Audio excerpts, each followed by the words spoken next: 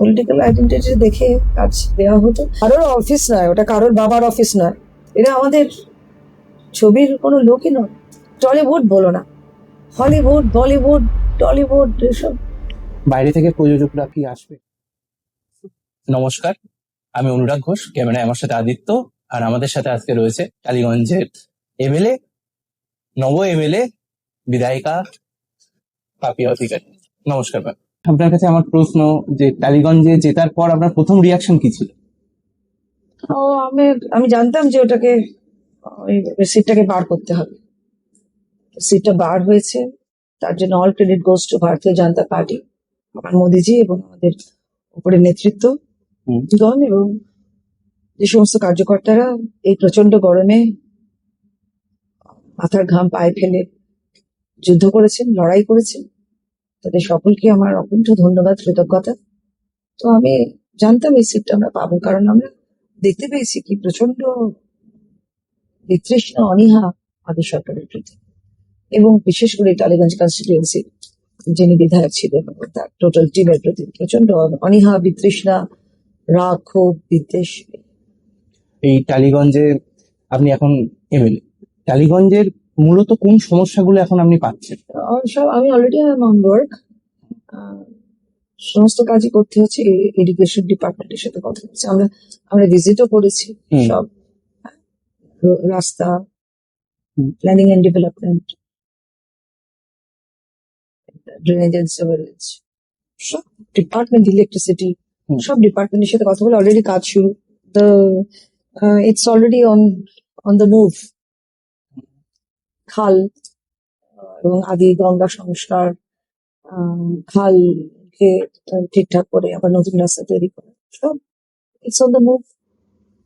দেখা গিয়েছিল সড়ক বিশ্বাসের অফিসে আপনি গঙ্গা জল ছিটিয়েছিলেন, এটা কারোর অফিস নয় ওটা, কারোর বাবার অফিস নয়। কিসের অফিস, কিসের সড়ক বিশেষের অফিস? ওটা কারোর বাবার অফিস নাকি? আর যারা এসেছিলেন তারা কারা? এরা আমাদের ছবির কোনো লোকই নয়। তো ন্যাচারালি ওইখানে বসে বসে নৃশংসতা করেছে, নানা রকম অকাজ কুকাজ করেছেন, সিন্ডিকেট করেছেন, কাটমানি, যে কোনো যে কোনো যে কোনো ডিপার্টমেন্ট থেকে কাটমানি, এই একেবারে যাচ্ছে তাই। এইসব এই টোটাল নেক্সাসকে ভেঙে দেয়, যাতে ভেঙে যায় সেই জন্য গঙ্গা জল ছড়িয়ে পবিত্র করে আমরা ঢুকছি। টলিউডে প্রচুর মানুষের অভিযোগ রয়েছে, টলিউড এই নিয়ে কি বলবো? আর টলিউড বলো না, হলিউড, বলিউড, টলিউড এসব। কলিউড, উডটা কিসের? উড না। এবার আমরা সেখান থেকে প্রাণ বের করবো, উচ্ছ্বাস বের করবো, তরঙ্গ বের করবো। তাই এখনো কিন্তু ইন্ডাস্ট্রি হয়নি। ইন্ডাস্ট্রি করার জন্য যত রকম এফোর্ট দরকার সেটা আমরা করবো। বাইরে থেকে প্রযোজকরা কি আসবে? হ্যাঁ, বাইরে থেকে প্রচুর already I have started talking to them. অন্যান্য স্টেট আমাদের এখানে ঢুকতেই পারিনি, রিজনস নট নোন। তো দৃশ্যম 3 অলরেডি এখানে রিলিজ করলো, প্রথম দিনে 35 কোটি টাকা ব্যবসা, তাও ফার্স্ট শো, সকালবেলার ফার্স্ট শো। তার মানে কি প্রচন্ড ওদের রেভিনিউ, এবং সেই রেভিনিউ ওরা আমাদের সঙ্গে আমাদের এখানে কাজ করতে চাইছে। তো এতদিন তাদের ঢুকতে দেওয়া হয়নি, তো কাজ করুন, ওরা কাজ করুন ভালো করে, যে কোনো স্টেটে আসুন আর সেখানে কাজ করতে পারেন, নো ব্যারিয়ার্স, কোন রকম হিন্ড্রেন্স নেই, আপনারা আসতে পারেন, কাজ করতে পারেন।